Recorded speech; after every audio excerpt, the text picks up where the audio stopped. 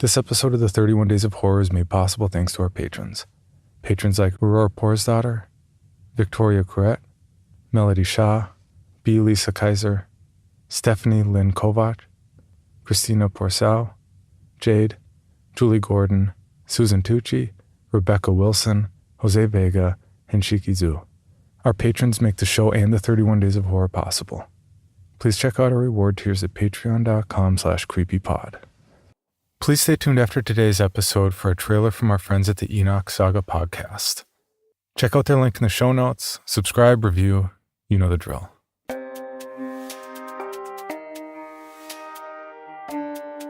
This is Creepy, a podcast dedicated to sharing the most famous, chilling, and disturbing creepypastas and urban legends in the world.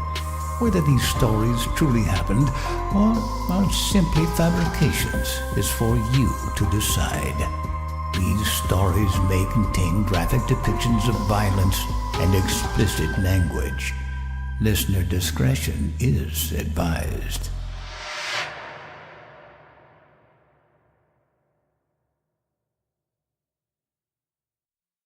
Creepy presents The 31 Days of Horror, Day 10, Voicemail Transcription Beta. Written by Justus Burkitt, with guest narration by Danielle Hewitt. Creepy presents Voicemail Transcript Beta by Kill Your Masters, narrated by Danielle Hewitt.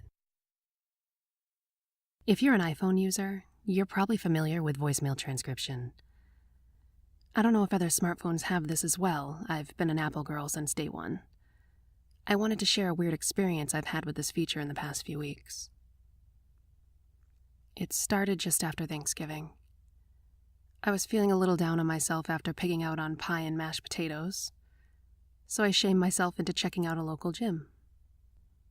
I got a free trial, which I used for a couple days, but I ended up not buying a membership.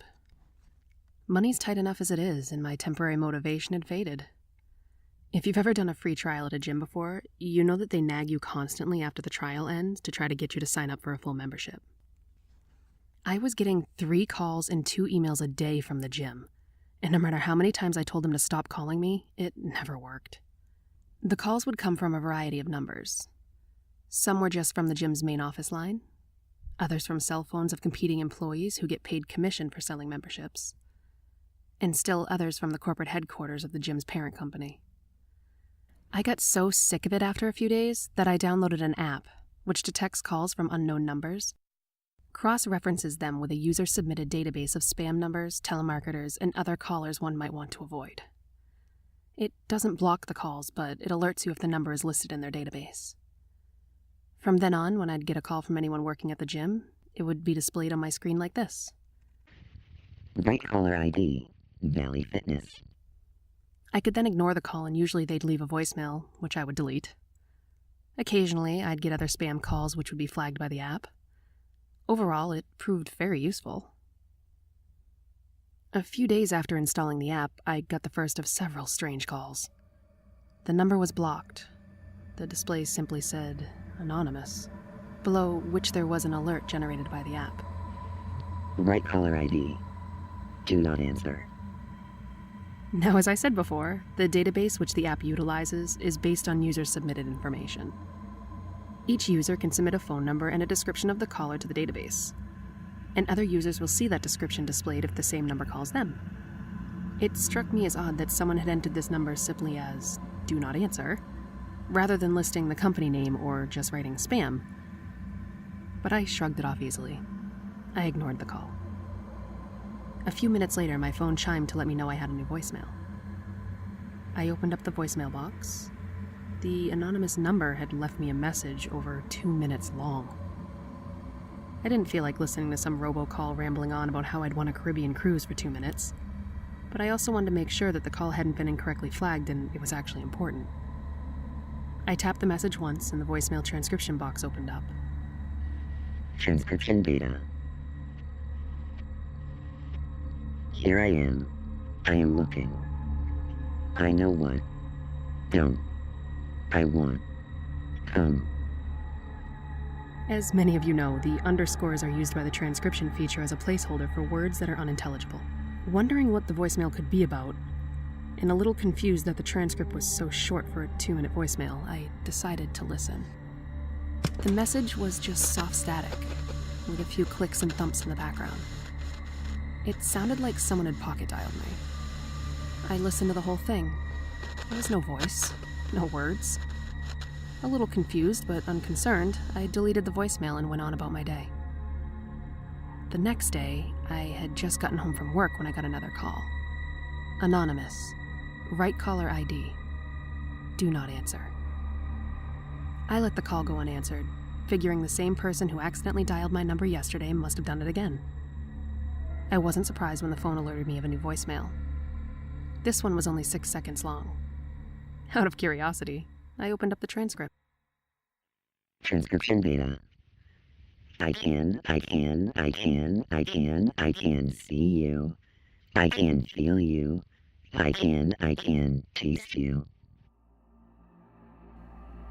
At this point, I was still sure that the transcript was just picking up random sounds and mistakenly interpreting them for words. But I'd be lying if I said I wasn't a little freaked out. I warily hit play and listened to the voicemail. Nothing. Just static and a couple of little bumps. I was relieved. It was just the transcription feature glitching out after all. The next call I received was a couple days later. In the middle of the night, groggily I awoke to the sounds of my phone ringing, staring bleakly at the screen. Anonymous. Right caller ID. Do not answer. I sighed in irritation and rejected the call. A few seconds later, the voicemail arrived. Transcription beta. Come out and play. Here. Come out. A chill ran down my spine. It didn't help that I was in bed, in the pitch dark, all alone.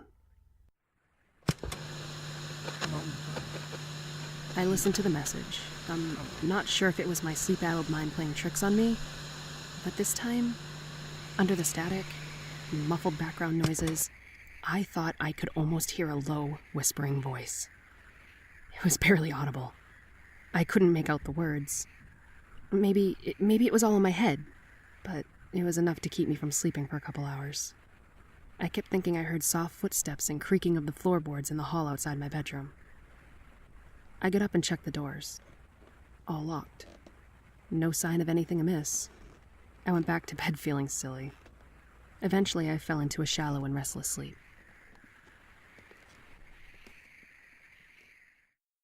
I didn't get another call until last week. I had just left the office, and even though it was only 5 o'clock, it was already pretty dark.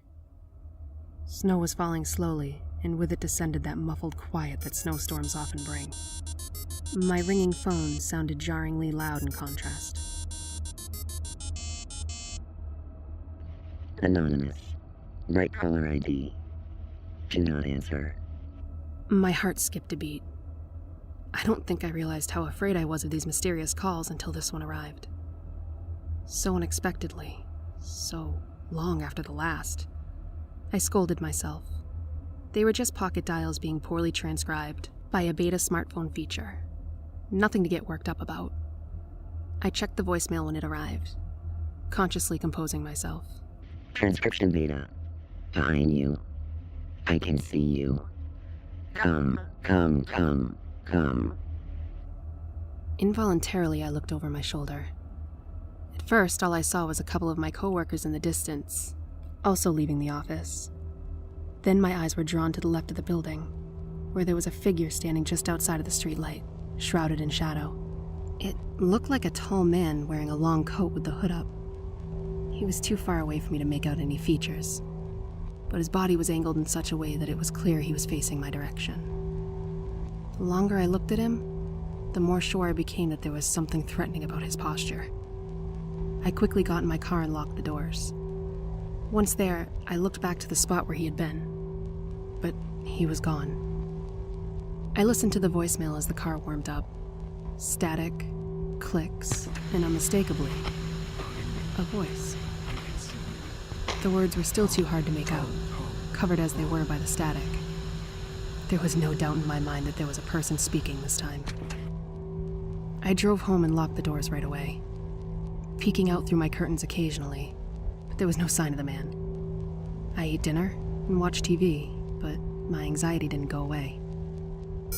My phone rang, and I jumped. I looked at the screen apprehensively. There was a number. It wasn't anonymous. Right caller ID, Valley Fitness. I sighed. How would I let myself get so wound up over a few weird calls? I began to wonder if someone was pranking me. I decided the next time the anonymous number called, I'd pick up and confront them. I got the chance that weekend, when I was at a friend's Christmas party. I could barely hear my ringtone over the happy clamor of the party, but I could feel the vibration in my pocket. I looked at the screen, and in spite of myself, I shuddered. Anonymous. Right caller ID. Do not answer. I excused myself from the room, went outside, and answered the phone. "Hello?" I said angrily. "Who is this?" On the other end, I heard the familiar static. I waited for a response. Nothing. "Listen," I continued. "I don't know who you are, but this isn't funny." Over the phone, I heard a slow rattle. It was someone breathing. It got angrier. "Stop calling this number," I said, raising my voice. There was a long pause. Just as I was about to hang up, a raspy, whispering voice cut through the static. It spoke choppily, with long pauses between each word. Drive safe. Come home soon. With that, the line went dead. I was shaken, but I still thought it was just someone messing with me. I went back to the party and tried to forget about the whole thing. I'm not gonna lie, I overindulged in the eggnog a little bit after that. The alcohol helped push the creepy calls out of my mind. As the party began to clear out, I realized I was in no shape to drive home. The friend of mine who was hosting the party graciously offered to let me sleep on their couch, an offer which I accepted in part due to the little lingering fear of returning home. The next morning, when I went back to the house, head pounding from the previous night's revelries, I found a piece of paper on the floor that had been shoved under my door. I picked it up and unfolded it.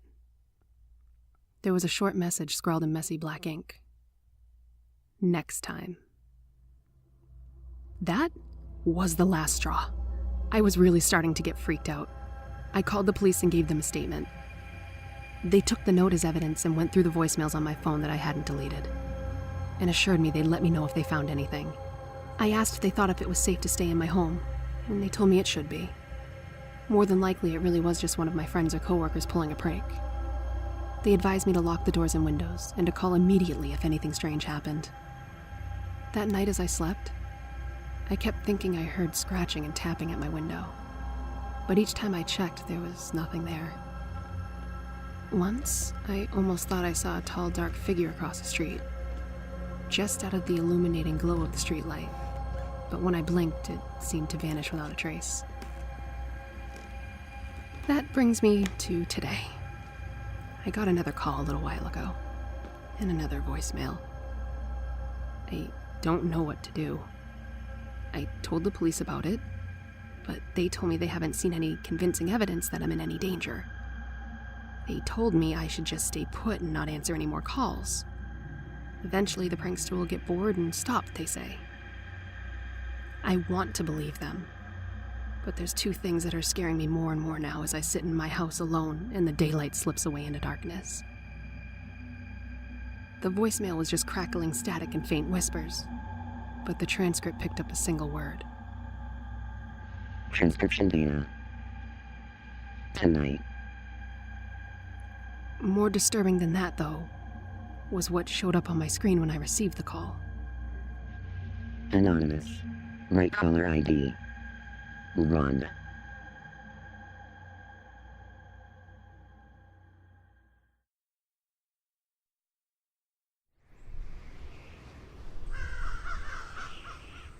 Kizzy stared at the northwest horizon. The crows were coming again.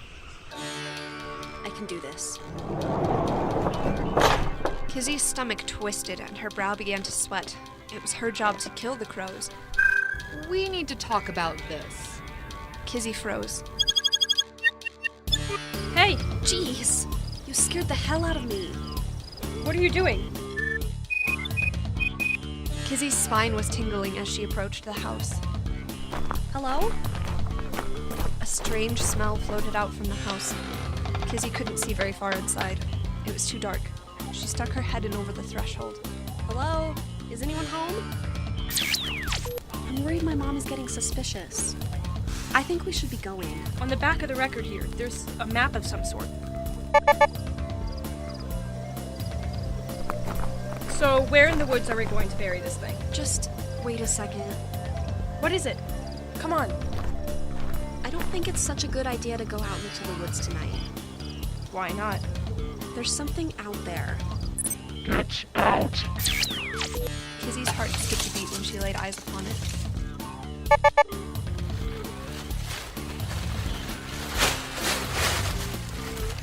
Will all this be okay here? My mom never comes out here. So every living person owed their life to Dr. Enoch, and they were reminded of it every day when they took their pill. Well, I just hate to see your family lose your farm.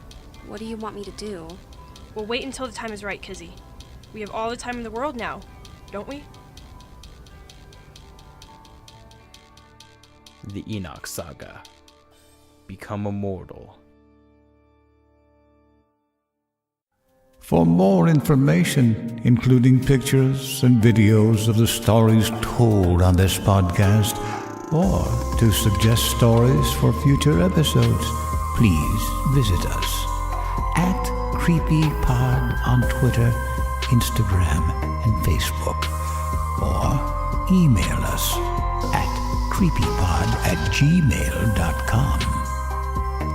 All stories told on this podcast can be found at creepypastawikia.com and are protected by a Creative Commons license. Some rights reserved unless otherwise stated.